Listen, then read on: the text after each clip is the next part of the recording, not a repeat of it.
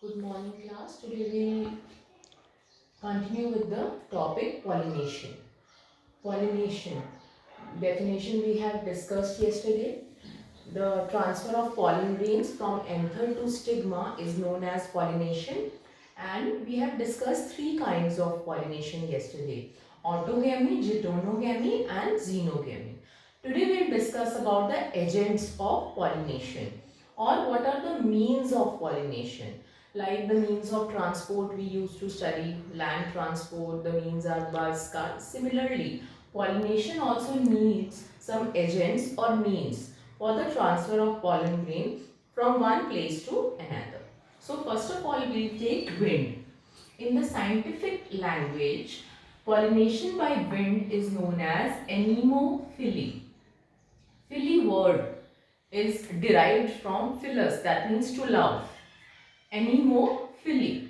So the pollen grains which are required for wind pollination, generally in the flowers which are wind pollinated, the pollen grains are always light in weight so that they can fly easily in the air, non-sticky, so that they may not stick here and there. Thirdly, the stamen is well exposed. That means well exposed means when suppose this is the flower. So the stamen should be well exposed outside the flower. The stamen should be well exposed outside the flower. So these are known as the exposed stamens. Then stigma. Stigma is feathery to catch the pollen grains. Suppose we can take an example of compact inflorescence. Maize, bhutta. You all must have seen bhutta. So that maize is known as corn cob. The whole that bhutta is known as cob. Corn cob. Appears like this. Okay. So these structures, the hair-like structures which you see on the corn is nothing but the feathery stigma, and it is floating in the air, and the pollen grains which are flying, they just land on this feathery stigma. Fine. So it is an inflorescence, not one flower. The flowers are compacted to form a inflorescence. Fine. Now second topic is water.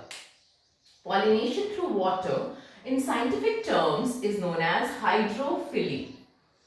It in the angiospermic families, hardly 30% of genera they pollinate by the means of water. 70% by the means of air and insects. Fine.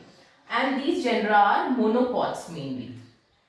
Those which are found in water. Algae, bryophytes and pteridophytes, which are termed as like lower plants, algae and bryophytes basically, and even pteridophytes are not that much advanced. So they do pollinate. In them, the male gametes are transferred by the means of water. That the term pollination will not be used for them because no flowers are there. In algae, bryophytes and pteridophytes, no flowers are there. So, by the means of water, the male gametes are transferred and they reach the female gametes. That's why the distribution of bryophytes and pteridophytes is very limited, because male gametes need water for transport, for moving, for motility they want water. That's why they are restricted to very less geographical areas around the world. Now let us come to higher aquatic plants, flowering plants, angiosperms, Vallisneria and Hydrilla. In Vallisneria and Hydrilla, the male gametes are transferred by the means of water only, and they reach the female part and pollinate, and later on fertilization take place. But there are some exceptions also, like water hyacinth, Ecornia, terror of Bengal, water lily. Okay, these are some plants which remain in water, but the pollination did not take place with the help of water. It takes place either by the means of wind or by the means of insect. So this is an exception. Vallisneria. Vallisneria is an aquatic plant. It is an angiosperm. That means the flowering plant. So the leaves are ribbon-like. the female flower has a long stalk. So it comes on the level of water like this. It comes on the level of water like this. Fine. This is a female flower, stigma, and this is a male flower. So the male gametes are being released. That means the pollen grains. And they reach to the stigma through water. The medium is water. Fine. So the pollen grains are long, ribbon shaped, and they have a mucilaginous covering over them. That means the mucilage is being secreted. Why? To protect them from water. If they regularly float in water, they will decay soon. So for that purpose, there is a covering on them, that is the mucilaginous covering. That mucilage protect them from getting decayed. Fine. Now there is an important note which comes as a question also in CBSE. Both wind and water pollinated flowers are not very colorful and they do not produce nectar. So why? Because very colorful. The color is meant to attract the insects. Fine. The color is meant to attract the insects. So here wind and water are the agencies, so no color, no attractiveness required. And nectar. Flowers generally provide this reward to the insects. Insects come to the flower to suck the flower juice, which is also known as nectar. But here insects are not invited for pollination, so there is no requirement of nectar glands also. Okay, so both the points are clear. Colorful feature and nectar are required by the insect pollinated flowers. Then come to the last topic here, insect pollination or entomophily. Insect pollination and entomophily.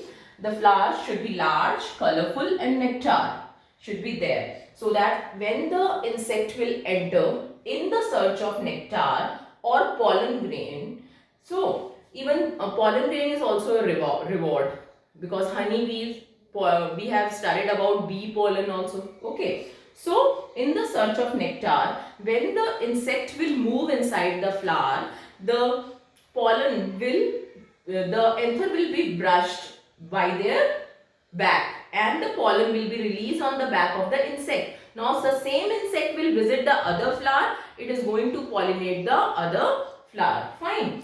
So a very good example is there, an Amorphophallus. This flower is 6 feet in height, largest flower. In it insect lay their eggs, and when they go inside to lay their eggs, they bring pollen with them. Similarly, yucca and moth. Yucca plant and moth, they have a relationship. How? The moth gives its eggs in the ovary of yucca, and in turn it pollinates the yucca. So the larva and the seeds are developed at the same time.